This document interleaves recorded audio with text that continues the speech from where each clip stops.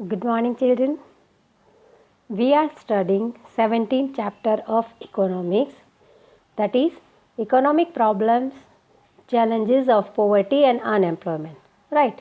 Up to now we have discussed about poverty. Now we are moving towards the next topic, that is unemployment. Okay.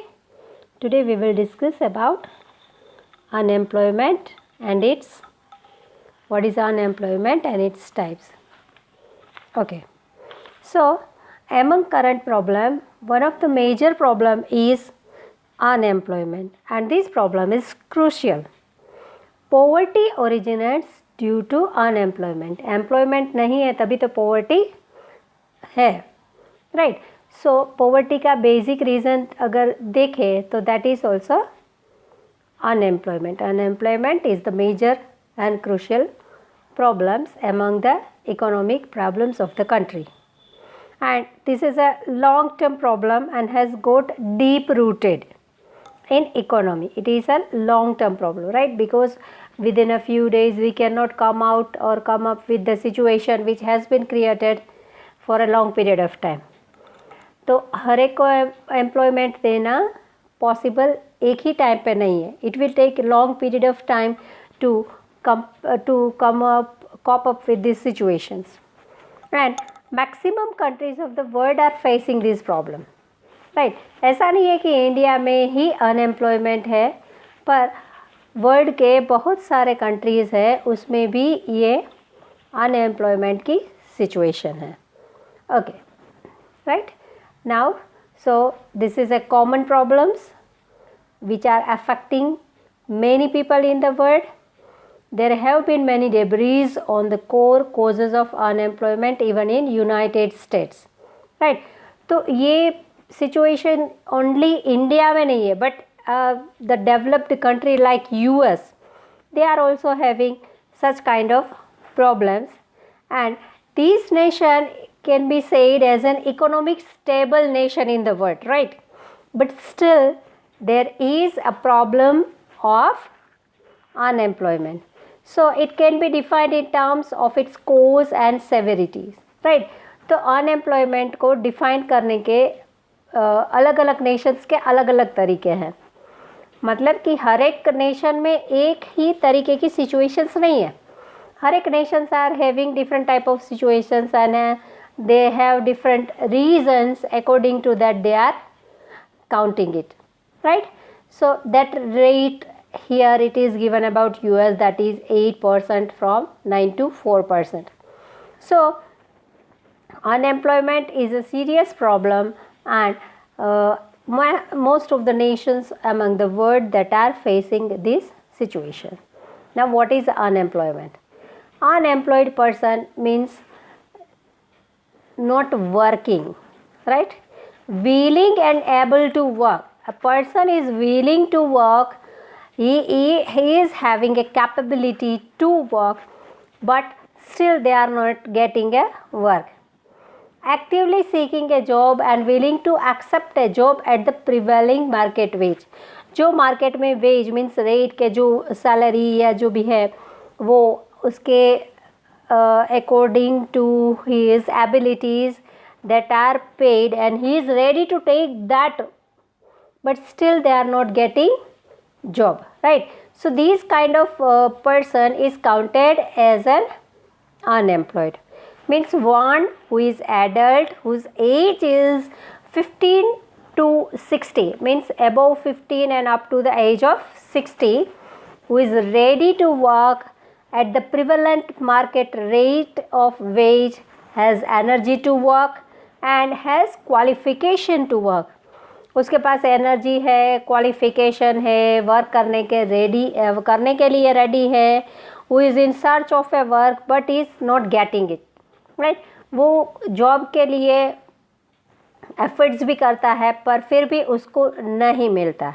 Such a person is said to be unemployed. तो ऐसे person को हम क्या कहते हैं? Unemployed.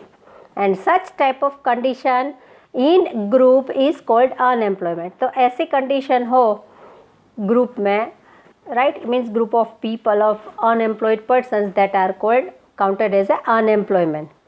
and such as unemployment which has to be faced mandatory is called employment against has wish, right? उनके wish की against में unemployment, because they are willing to work, they are ready to work at the situation which is prevailed in the market and the wage which is given in the market, but still they are not getting the job. These people are called unemployed. Okay, now not counted as unemployed. अब unemployment में हम किसको count नहीं कर सकते? We have given a definition that those who are having a age above 15 and up to the 60 means उसकी एक criteria है और उस क्राइटेरिया के अंदर है और उनको वर्क नहीं मिल रहा है, then that is unemployed. But इसमें किसको हम काउंट नहीं कर सकते? फर्स्ट कि अनेबल और अनविलिंग टू वर्क, राइट? जो अनेबल है मतलब कि जो काम नहीं कर सकते ऐसे हैं, या ऐसे भी लोग हैं जिनको वर्क ही नहीं करना, unwilling, they have no willingness to work. तो जिसको वर्क नहीं करना है ऐसे लोग, अंडर एज मीन्स उसकी एज लिमिट नहीं है ऐसे लोग, then college students, home makers, retired in the military, that are counted, they are not counted as a unemployed, right?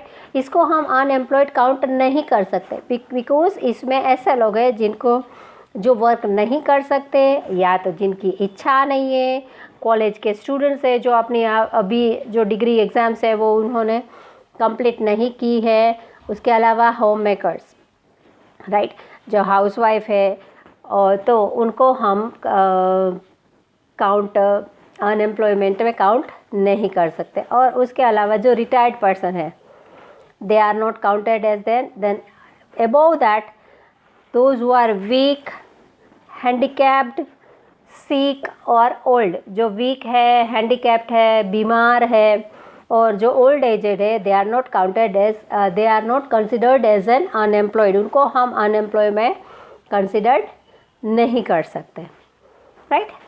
So here unemployment describes the state of a worker who is able and willing to take work but cannot find it, right? So simple language में क्या कहेंगे कि ऐसे workers जो work करना चाहते हैं फिर भी they are not getting work, right? As indicated by the unemployment rate and other yardstick, unemployment is an important measure of the economic strength. So इसकी इफ़ेक्ट इकोनॉमी पे भी होता है, right?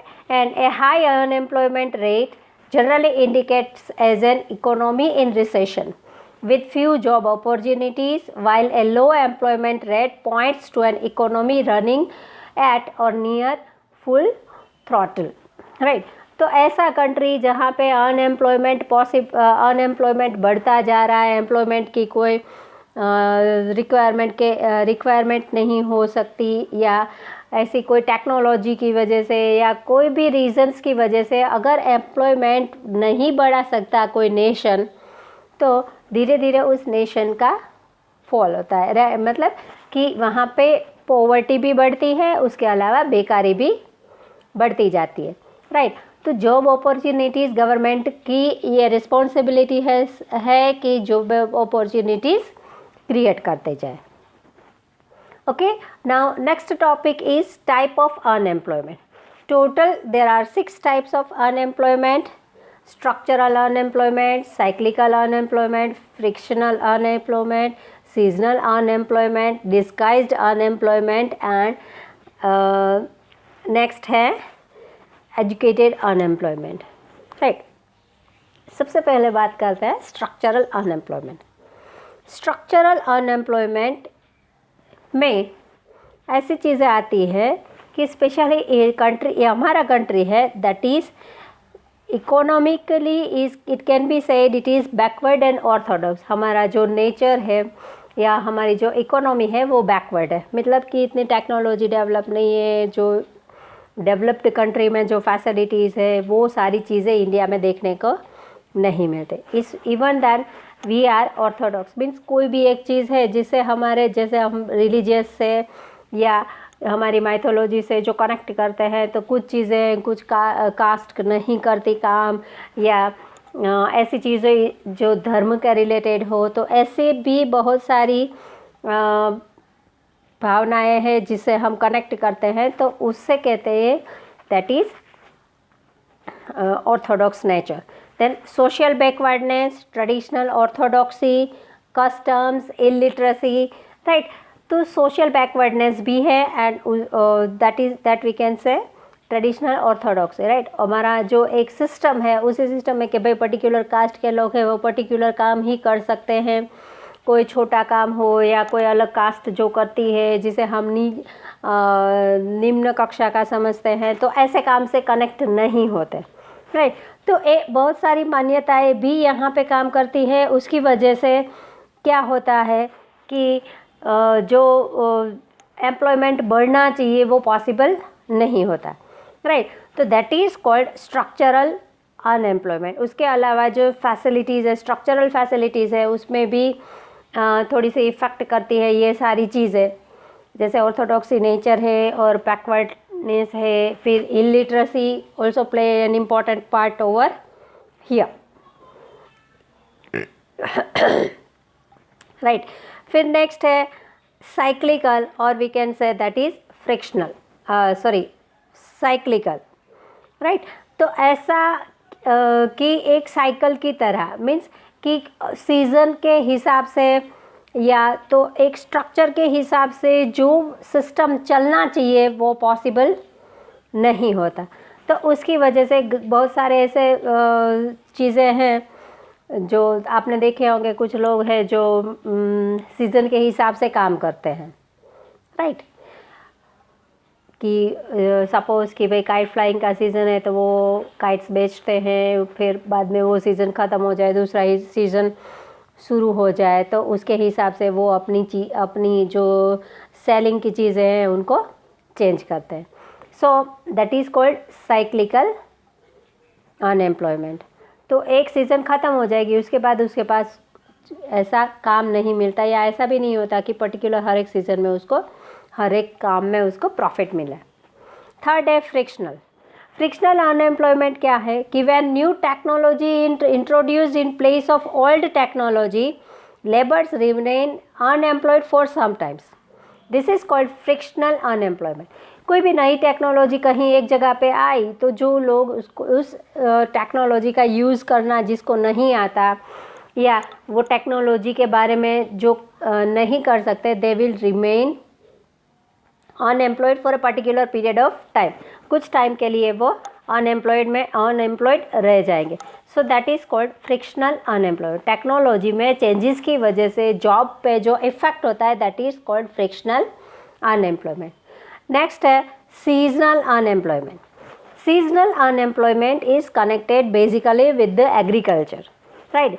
क्योंकि आपको पता है कि our country is an agrarian country, but still we are having a lack of irrigation facilities, uncertainty and irregularity in rainfall, then lack of alternative employments, right. जो फार्मर्स है उनके पास अपने एग्रीकल्चर के अलावा दूसरी कोई भी उसके पास कोई टेक्निक नहीं है, तो that will remain unemployed for particular time, right. Specially 3 to 5 month ऐसे होते हैं जहाँ पे फार्मर के पास कोई काम नहीं होता, because the seasons which they have to take that has been taken. अपना जो काम है वो एग्रीकल्चर के रिलेटेड काम है, तो वो काम ख़त्म होने के बाद उसके पास दूसरा कोई काम करने के लिए उसके पास कोई अल्टरनेट नहीं है. सो that is called seasonal unemployment.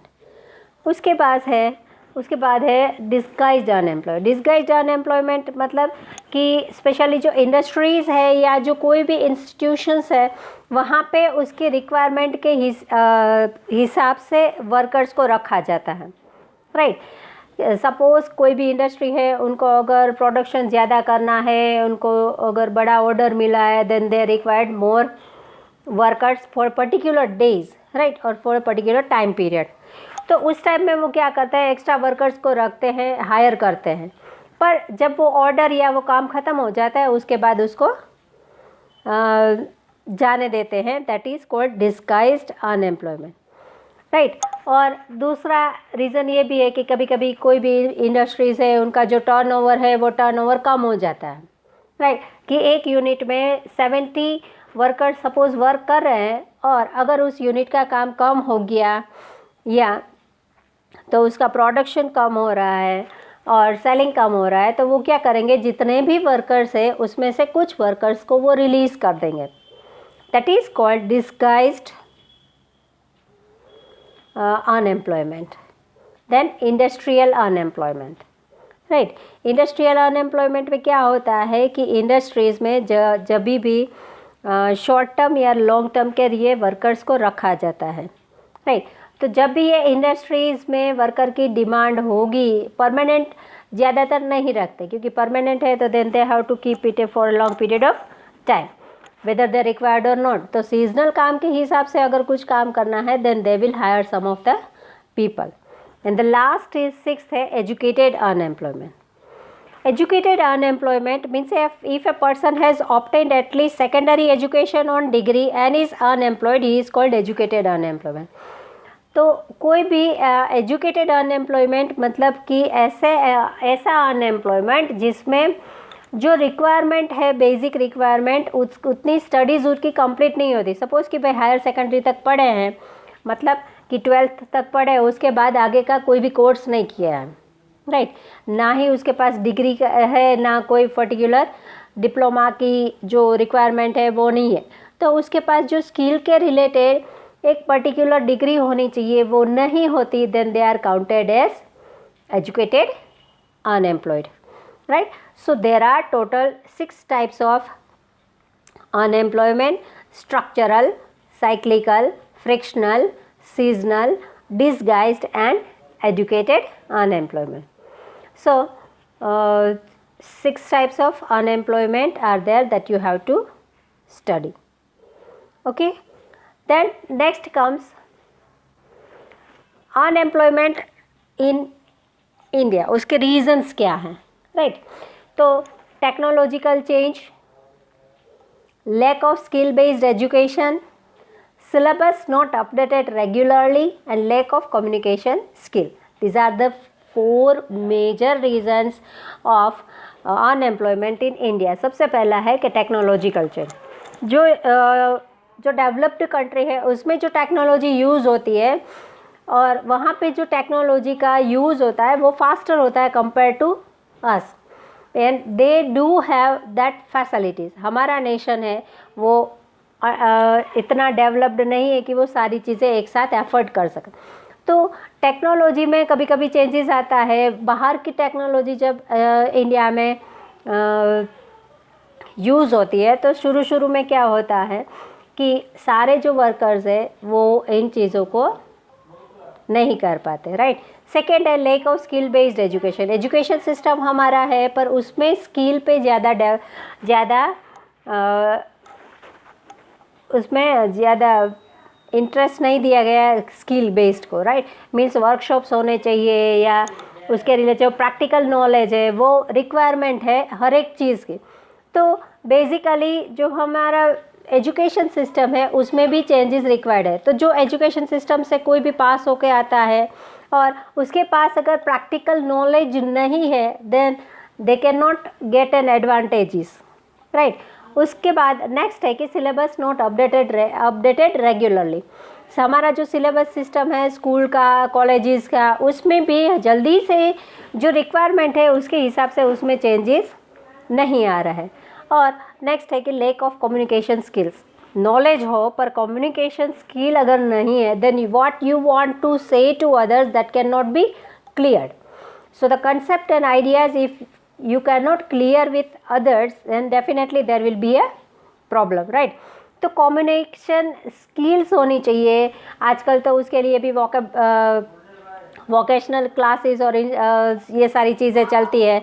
So whatever we have that we have to show. तो these are the basic reasons. Due to this we have more unemployment in India. In next video we will discuss about the next point of unemployment.